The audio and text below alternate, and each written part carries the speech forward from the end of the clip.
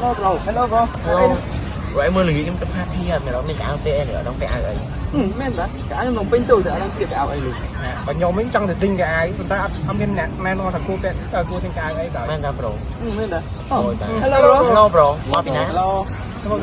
mau đi tala đi nha. Lấy mình cái chứ mày. Anh đang cắt cái áo ấy bro lười em tập hát thi kia nè. Ai sợ đông cái ấy là lạiสมัยดิจิทัลแล้วยันป่าที่ได้เรื่องนั้นอะไรยังกดแอปม้วนดิม้วนดิจิทัลเข้าซะเถอะไอ้สาปราไอ้ทั้งบ้านดิสาแอปนั้นช่วยอันอะไรการทีช่วยอันอะไรกับไอ้เดี๋ยวกูเสียแต่นะการทีนะโชว์รวมการทีแบบไม่กายแบบไม่จะยังไอ้จะสะสมหนึ่งรูปเรียงมาเยอะบ้าน ហ្នឹងអីកម្មវិធីនឹងជួយខ្ញុំបានច្រើនណាស់ដោយឧទាហរណ៍ថាក្នុង concept ខ្ញុំមានកៅអីចឹងទៅយើងអាច take picture ឬក៏វាអាចជួយ recommend ថាយើង match outfit ណាសម្រាប់កម្មវិធីអីចឹង Lôi mẹ bro. Lôi mình nè, lôi. Sắp lá bro. Scan bro. Scan này. Wow. Em nó ngồi bỏ kia. Chói rồi ta. ជំរាបសួរអ្នកគ្រូក៏ដូចជាសួស្តីអ្នកនរគ្នាខ្ញុំបាទឈ្មោះជាឋានវិទ្យាថ្ងៃនេះខ្ញុំនឹងមក pitch តាក់ទងទៅនឹងកំណែអាជីវកម្មដែលក្រុមរបស់ពួកយើងបានបង្កើតឡើងមកអញ្ចឹងបន្ទាប់ពីយើងបានទស្សនានៅវីដេអូដែលបានបង្ហាញមុននេះរួចមកយើងសង្កេតឃើញថាពួកគាត់ជួបប្រទះនៅបញ្ហាតាក់ទងទៅនឹងការស្លៀកពាក់ក៏ដូចជាការជ្រើសរើសនៅ outfit ដែលបញ្ហាដែលគាត់បានលើកឡើងចំនួនហ្នឹងមានដូចជាគាត់ដឹងថាត្រូវពាក់សម្លៀកបំពាក់បែបម៉េចសម្រាប់ចូលរួម event ឬក៏កម្មវិធីផ្សេងគាត់ចង់ទិញកៅអៅតែអត់មានជា recommendation ឬក៏ suggestion ឲ្យគាត់ដើម្បីឲ្យពាក់ទៅតាមតាន់ trend អីចឹងទៅនេះក៏ទាក់ទងទៅនឹងកត្តាមួយចំនួនដូចជាកត្តាពេលវេលាដែលគាត់មាន busy schedule ចឹងទៅគាត់អត់មានពេលវេលាក្នុងការ research ឬក៏ពាក់ឬក៏ស្វែងរកសម្លៀកបំពាក់ណាដែលកំពុង trending ក៏ដូចជាកៅអៅស្អាតកៅអៅ brand គឺវាមានតម្លៃថ្លៃដែលពួកគាត់មិនមានលទ្ធភាពក្នុងការចំណាយទៅលើកៅអៅនោះអញ្ចឹងនេះគឺជាស្ថិតិដែលពួកយើងបានស្រង់បន្ទាប់ពីសាកសួរទៅលើ target customer ចំនួន100នាក់ដែលនៅក្នុងនោះមាន75នាក់ជួបប្រទះទៅនឹងបញ្ហាក្នុងការស្វែងរកoutfit សម្រាប់កម្មវិធីផ្សេង formal wear ឬក៏ casual wear មានរហូតដល់ 90% ដែលពួកគាត់ lack ក្នុងការរកនៅ recommendation ក៏ដូចជា suggestion ក្នុងការ style កៅអៅរបស់ពួកគាត់85នាក់តាក់ទងទៅនឹងកត្តាពេលវេលាក៏ដូចជា60នាក់ដែលពួកគាត់ពិបាកក្នុងការស្វែងរកនៅកៅអៅដែលមានតម្លៃសមរម្យហើយនេះគឺជាគម្រោងរូបថតមួយចំនួនដែលពួកយើងបានចុះទៅសាកសួរនៅ customer របស់ពួកយើងផ្ទាល់អញ្ចឹងឥឡូវខ្ញុំសូមណែនាំនៅ app របស់ពួកយើងដែលមានឈ្មោះថា Digital Closet អញ្ចឹងថាតើ app មួយហ្នឹងអាចជួយអ្វីបានខ្លះអញ្ចឹងនៅក្នុង app ហ្នឹងគឺមាន function ក៏ដូចជា feature មួយចំនួនដូចជាទី1 AI power outfit suggestion ដែលយើងឲ្យ user ផ្ដល់នូវព័ត៌មានមួយចំនួនដូចជាផិនភាគកម្ពស់អាយុក៏ដូចជា prefer color ដើម្បីឲ្យ AI អាច suggest នៅ outfit ដែលវាកំពុង trending ចំណុចទី2នោះគឺ closet integration ដែលយើងអាច upload image របស់កៅអៅដែលមាននៅក្នុង closet យើងដើម្បីឲ្យ AI ជួយ match នៅ outfit សម្រាប់កម្មវិធីផ្សេងចំណុចទី3គឺ style inspiration អញ្ចឹងយើងក៏អាចស្វែងរកក៏ដូចជាជ្រើសរើសនៅ style ផ្សេងដែលមាននៅក្នុង app របស់យើងទី4នោះគឺ shopping recommendation ដែល app របស់យើង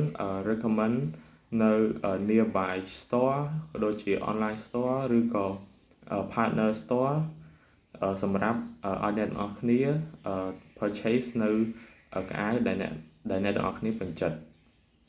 ចំណុចចុងក្រោយនោះគឺ event based outfit suggestion គឺ app របស់យើងនឹងជួយ suggest នៅ outfit សម្រាប់ទៅ event ផ្សេងដូចជា birthday party ទៅ on vacation ឬក៏ Skybar Pad ឬក៏ Club ជាដើមហើយនេះគឺជា target customer របស់ពួកយើងដែលបច្ចុប្បន្នយើង focus ទៅលើតែចំពោះបុរសដែលមានអាយុចាប់ពី22ទៅដល់35ឆ្នាំមានទីលំនៅរស់នៅនៅក្នុងទីក្រុងភ្នំពេញហើយដែលពួកគាត់ចូលចិត្ត fashion ហើយមានប្រាក់ចំណូលចាប់ពី$500ឡើងទៅនេះគឺជា value proposition របស់ Digital Closet ដែល Digital Closet គឺជា first AI power outfit app in Cambodia ហើយវាក៏ជា personal outfit suggestion ដែល based on កៅអៅដែលយើងមានក៏ដូចជា style របស់យើងវាក៏ជួយ save ពេលវេលារបស់យើងបានច្រើនផងដែរចឹងឥឡូវយើងក៏លេខមកមើល competitor analysis ដែល Digital Closet ប្រៀបធៀបទៅនឹង online store ក៏ដូចជាហាងលក់កៅអៅផ្សេងៗមើលទៅ Digital Closet របស់យើងគឺ provide បាននៅ advantage ច្រើនជាងហាងលក់កៅអៅក៏ដូចជា online shop ផ្សេងៗបូករួមទាំង convenient in outfit planning personalized recommendation based on user closet យើងមាន fresh and unique outfit combination ក៏ដូចជា AI power suggestion ហើយនេះគឺជា market validation ដែលយើងបានឃើញ pie chart ចំនួន2 pie chart ទី1ហ្នឹងគឺទិន្នន័យរបស់average salary និង pie chart ទី2គឺទិន្នន័យរបស់អ្នកដែលចូលចិត្ត fashion ឬក៏មិនចូលចិត្ត fashion ដែលយើងមើលឃើញថា target salary របស់យើងគឺចាប់ពី$500ឡើងទៅមានរហូតដល់ 50% ហើយចំណែកអ្នកដែលចូលចិត្ត fashion វិញមានរហូតដល់ 75% ជាយើងអញ្ចឹងយើងអាចសន្និដ្ឋានបានថា market ទីផ្សាររបស់យើងគឺល្អខ្លាំងមែនទែន Digital Closet app របស់យើងក៏ provide ជា subscription base ដែលបែងចែកជា3 package មានដូចជា free plan ដែលអាចឲ្យ user ប្រើប្រាស់ដោយ free premium plan ដែលចំណាយ$4.99ក្នុង